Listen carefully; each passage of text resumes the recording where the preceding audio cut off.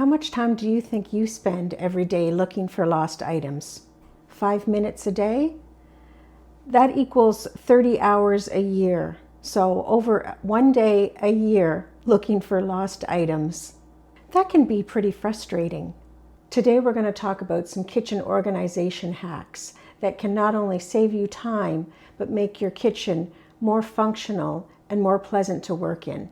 Many of us have kitchens that are less than ideal, whether it's limited counter space or cupboards that are overflowing with gadgets and gizmos.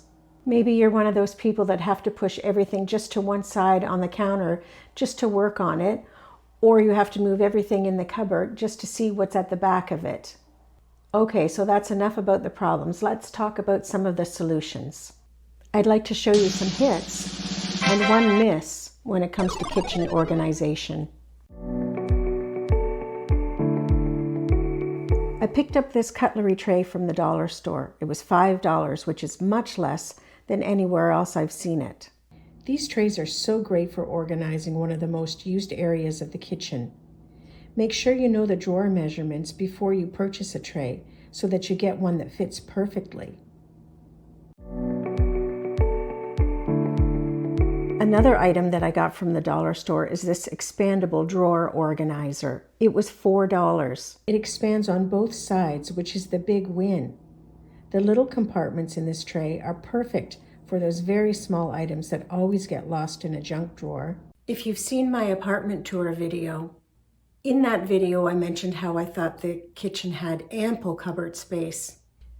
Sometimes when you live somewhere for a period of time, your opinion can change. And yes, while this kitchen does have what I'll call ample cupboard space, it isn't the most convenient. Because the cupboards are so very high, half of them are pretty much off limits to me, or I have to get the step stool out and get whatever I need at that time. All my life I said I was 5'2.5 inches tall, and that half inch is very important to someone who is 5'2". But you know what? Now that I'm 60, I think I'm maybe 5'1.5", and that half is even more important to me now. But you could see where it would be a challenge for me to get to anything in the cupboard. So the things that I need to access all the time, every day, are obviously right here. And the things that I need less frequently are up high.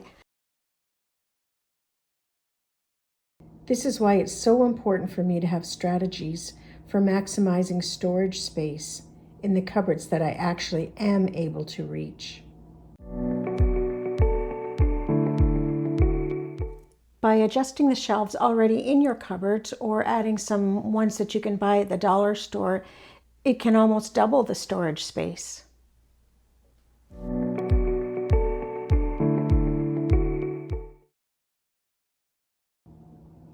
No one can deny that accessing items is much easier with a lazy Susan.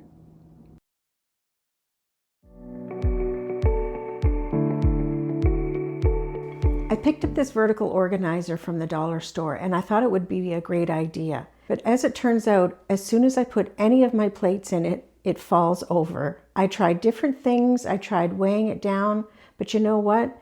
This is one of those things that I'm going to pass on. It seems to be more bother than it's worth. In this cupboard, which holds all my spices and condiments and cooking oils, is this tiered spice rack, which I absolutely love. My under the kitchen sink cupboard is only 22 inches high.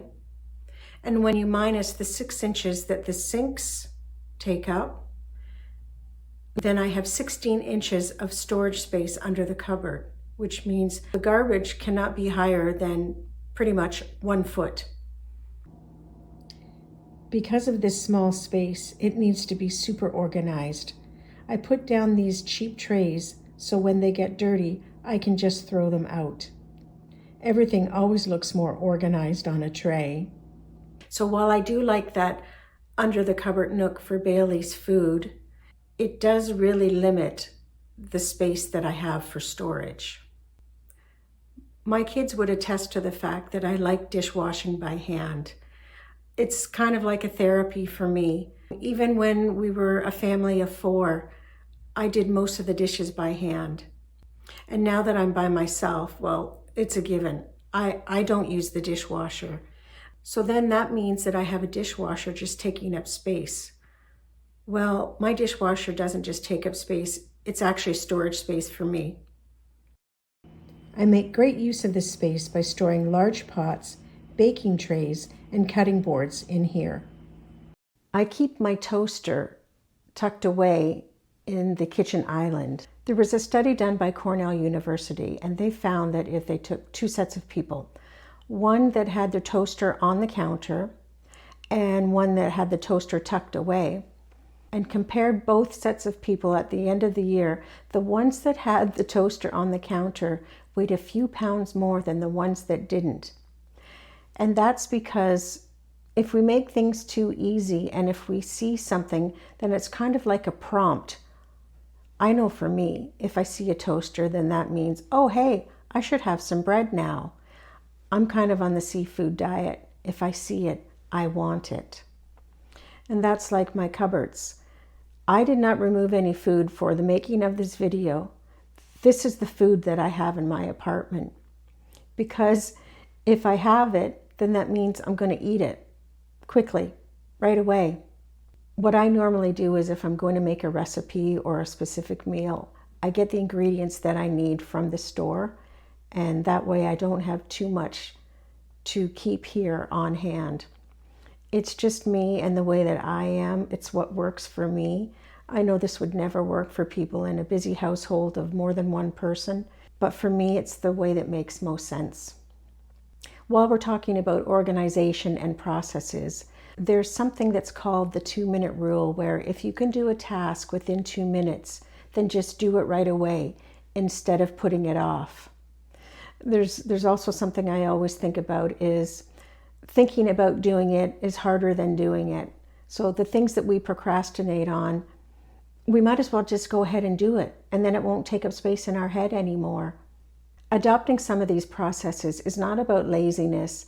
It's about making things as easy as possible, taking as few steps as possible when you're doing all of the things that you do on a fairly regular basis every day. Set up defaults so that you're living and moving in a way that makes most sense to how your home is set up. One way of doing that is keeping like things together. For example, where my coffee maker is, in the cupboard right above that are all of my coffee making supplies.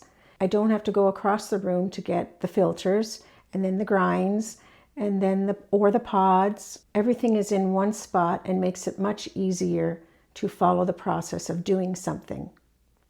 So there you have it, my top hacks for organizing your kitchen like a pro. From maximizing the space in your cupboards and drawers, decluttering your countertops, and some of the products that are really helpful in keeping your kitchen organized, we've covered it. You'll be able to find what you need when you need it, and it will make cooking and using your kitchen much more enjoyable. Thanks so much for watching. I'm so glad that you did. If you found this video helpful, please like and subscribe so that I can grow my channel, and share it with someone who may benefit from these tips and tricks. Until next time, have a positive day, and I hope you find everything you're looking for.